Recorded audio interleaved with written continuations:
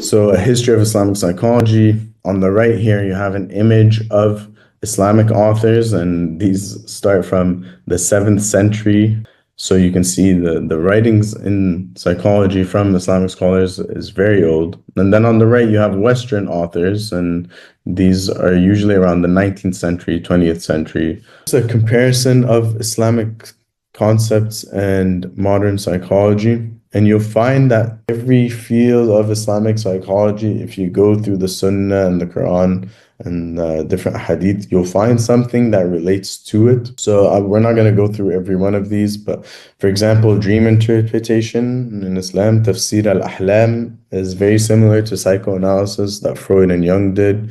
Muraqaba, which is basically is very similar to mindfulness-based therapies. Habit formation, which is adab and akhlaq, is very similar to behavioral psychology. Positive psychology, similar to the concept of shukr. These are the four main things in the paradigm of Islamic psychology. So the four components are al-aql, which is intellect, but intellect also means reasoning. And then the second concept is the nafs, and the nafs can be translated into the soul, the ego, or the self. And then we have the qalb, which is the heart, which has some aql. So the whole point is the heart has some intellectual properties inside of it. And then there's the ruh, the spirit, which is the closest thing to the divine within us.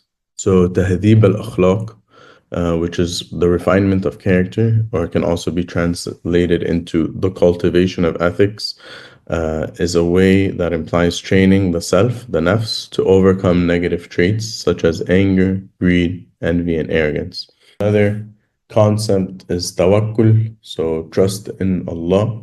This is very important. It's a safety net.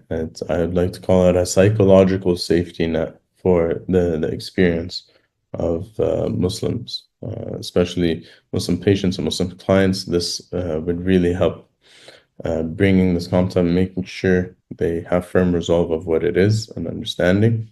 It's placing complete trust and reliance on Allah while taking appropriate action. It's a balance between faith in Allah's will and personal, emphasizing that the outcomes of all efforts are ultimately with Allah. Another hadith I really love about this is no one will enter paradise who has even a mustard seed's weight of arrogance in his heart, and no one will enter hell who has even a mustard seed's weight of faith in his heart. Because once we give up our arrogance, our ego, then we can truly know Allah and be close to Him. So how do these things relate to modern therapy approaches? And this is just some bullet points of different ways. Awareness and acknowledgement of the problem, which is the first step of tawbah, is similar in cognitive behavioral therapy. Breaking harmful patterns, addictions, negative thought cycles, and a healthy coping mechanism.